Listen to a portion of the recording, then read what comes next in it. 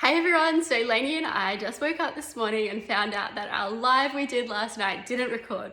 So she's asked me to jump on here and do a 10-minute recap so that we can go through those main points that we said we were going to speak about in the live. So I'm going to do my best to run through it all in 10 minutes, but if you have any questions, then pop it in the comments below and I'll make sure I jump into this group over the next week and answer those. So to start with, my approach for detoxification is that in January, we are bombarded with all of these programs and protocols and weekend cleanses and week-long cleanses. But what matters more than doing one of those weekends or weeks perfectly is what we do on a daily basis, day in, day out. So I think a better way to approach it is, rather than going on one of these strict protocols, is actually looking at how we can add simple swaps in, how we can stack these healthy habits day over day, week over week, year over year. And once we do this and we layer these healthy habits and we make these changes and get comfortable with them, we're going to have dramatically different health in the long term. So that's the approach that I like to take for detoxification and nutrition in general. So today we're going to go through some of those foods that you can include on a daily basis and some of those swaps that you can make to really support our detoxification and overall health in the long term. So first up, the approach that I take for detoxification has two prongs. So the best way that you can reduce the amount of work that your body has to do when it comes to detoxification is to reduce the amount of chemicals coming in. So we're going to be talking about the impact that these chemicals can have on the body, but the more that we can start to look at our beauty products, cleaning products, the food we're eating, the better our system's going to be able to run, because there's actually just less for it to process. So that's the first prong. The second prong is that, our liver is made for detoxification. It does an epic job on its own, but it does an even more epic job when it's supported with all of the nutrients and tools that it needs to do its job. So the more that we can supercharge our diet, get more whole foods in, get more nutrient density happening, the more that pathway is supported. Alrighty, the second point was the impact of chemicals. So this is something I'm really passionate about, and I really feel that the long-term chronic exposure to the kind of cocktail of chemicals that we're exposed to on a daily basis could be potentially the next smoking of our generation. And the reason I really believe strongly that this may be the case is because there is a lot of research coming out about the persistence, how persistent these chemicals are in the body. So one example was a very small study. Before I go into it, the thing with research and these chemicals is it's so hard to create causation. And as you can imagine, all of the different factors that impact somebody's body. So if we're looking at the impact of BPA on a different health outcome, we have to isolate all the other factors that might be at play there. So that might be diet, lifestyle, sleep, stress, genetics, the other chemicals they're exposed to. So it's really, really difficult to kind of find good quality research on specific chemicals. But we are starting to get there, and there is more research in this space. So this study that I wanted to talk about was done by the Environmental Working Group. So they're a non-for-profit in the United States, and they are dedicated to research around these chemicals and the impact that they're having on the human health. Now this study is very, very small, but it does show you, kind of suggest that these chemicals are passed down. So this study looked at 10 pregnant women. They went to 5 different laboratories, and what they did is they examined the blood in the umbilical cord. And what they found was, in that blood, there was traces of over 200 synthetic chemicals. And the reason that this is so alarming is that we're passing it through to a growing baby who doesn't have all of their organs. So while we can detoxify, our liver is doing its job, that growing fetus doesn't have those organs in place. So it's a very vulnerable stage, and it is a stage of development. So that's probably the area that concerns me the most. And the other thing in that area is there was another study that found traces of a flame retardant that was banned 10 years prior in a mum's umbilical cord. So these chemicals are persistent, they are staying with us. The more that we can start to be aware of reducing them and supporting our body, the better. Now that's obviously pregnancy, but when we're talking about our overall health as women, a lot of these chemicals have been identified as what we call endocrine disrupting compounds. And this means that in the body, they have the ability to weakly mimic or block estrogen receptors. And this can go a little bit skew with our hormones and lead to hormone imbalances. Now, these are quite common. They're things like our BPA, which is in our takeaway coffee cups, food containers. It might be phthalates, which are in our shampoo and conditioners. It could be things like our pesticides, which are on our food. So we have quite a wide exposure to these. So it's really great if you can start to think about where you're being exposed. The other thing they found with these endocrine disrupting compounds is that they are some of them are what are called obesogens. So these are a group of chemicals. It was only coined in 2006. So this research is really, really relevant and recent. And what it found is that these chemicals in the body can actually modulate the metabolism to favor weight gain. So I think we're just starting to uncover all of the different impacts that these chemicals can have. And as I said, the research around this is really difficult, expensive, time consuming to actually isolate all those other factors. So I think as we go along, we're going to get way, way more research around this. But if you can, I think rather than freaking out, I think our first reaction is to kind of freak out and be like, okay, I need to overhaul my pantry and beauty products and cleaning products. But a better approach to take is just when you need more conditioner, maybe you're looking for a simpler swap. If you need some more cleaning product, we're going to look for a more low tox approach. So rather than freaking out, throwing everything out, living in fear, I think a better approach to take is just to slowly make those changes and just high five yourself every time you swap something out, because it's a journey and just one step at a time is going to be way more sustainable. You're going to be happier and have a better outlook. So that would be my recommendations for low tox. And in this space, Alex Stewart is amazing from Low Tox Life. She has a lot of information out there.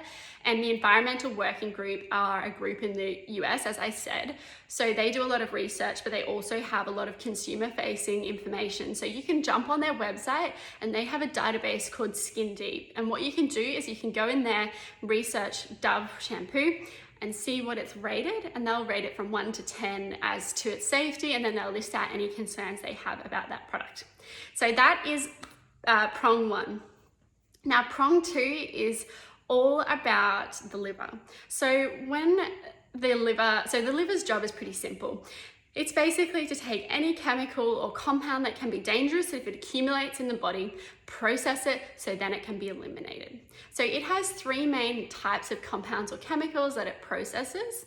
The first are those chemicals or toxins, which can come, as I said, food, skincare, beauty, environment, air, water, all those different areas. So that is the first thing that it processes. The second thing are some compounds in foods like our coffee, alcohol, additives, preservatives, those kind of things.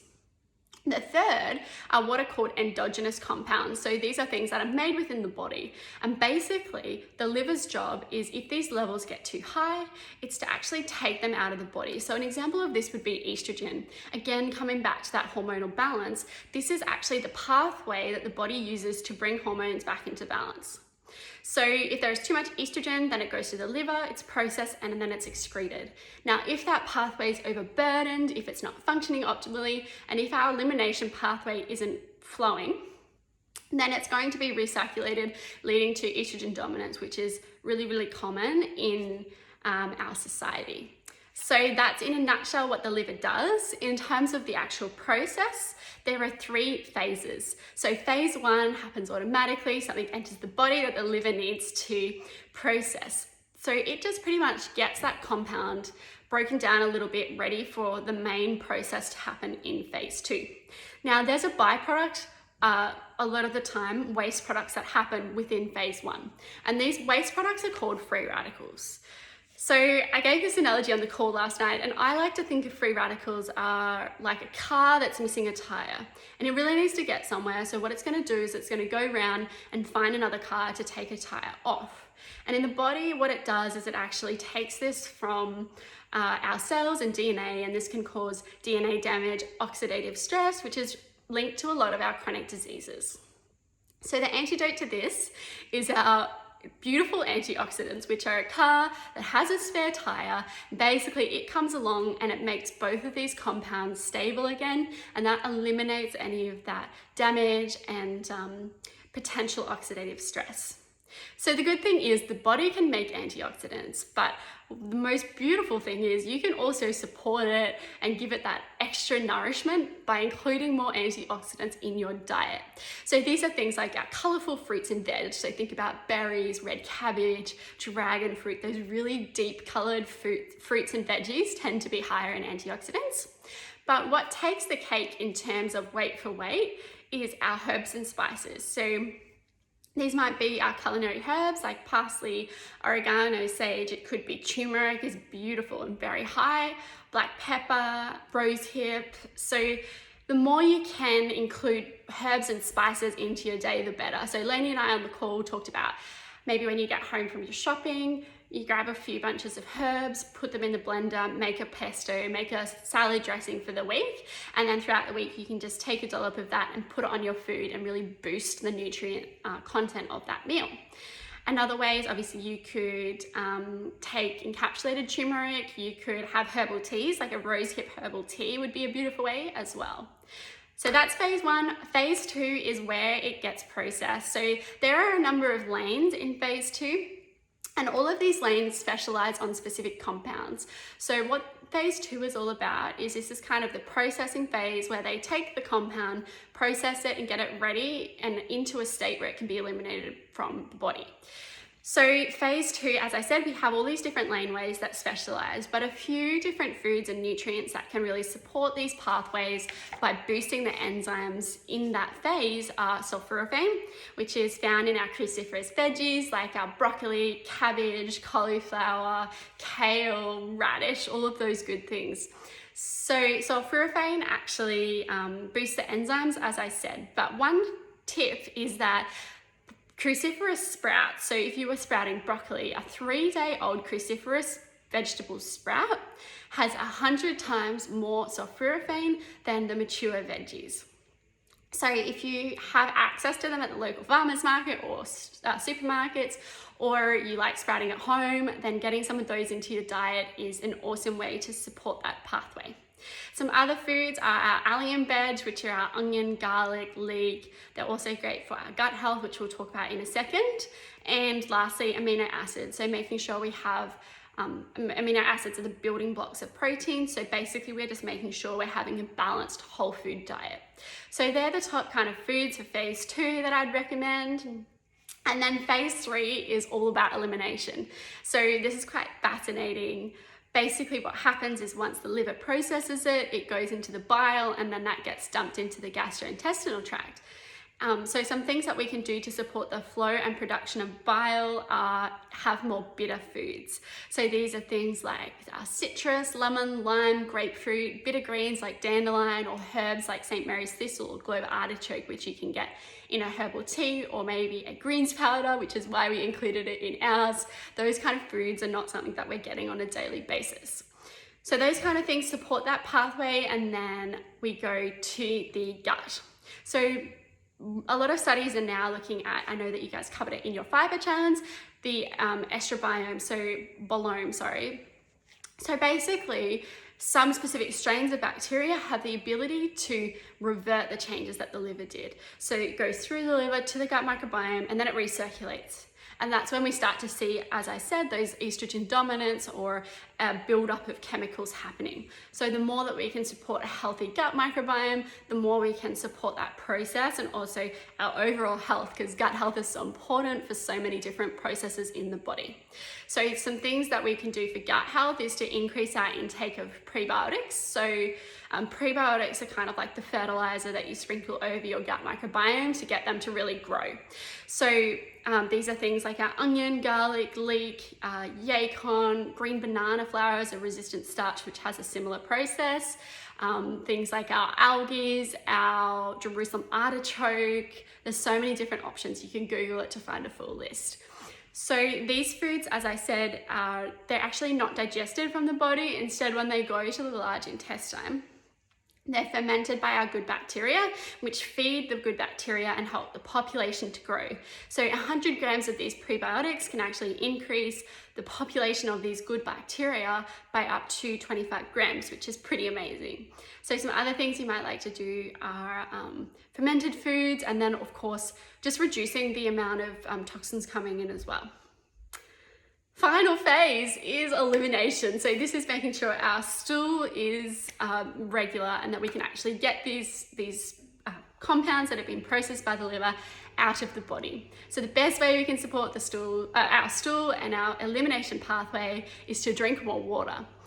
Now, if you're not somebody who drinks a lot of water, then you might want to look at herbal teas, you might want to look at sparkling water, whatever way you can get it in. Also things like our really high water content fruits and veggies like cucumber and those kind of things are great for that.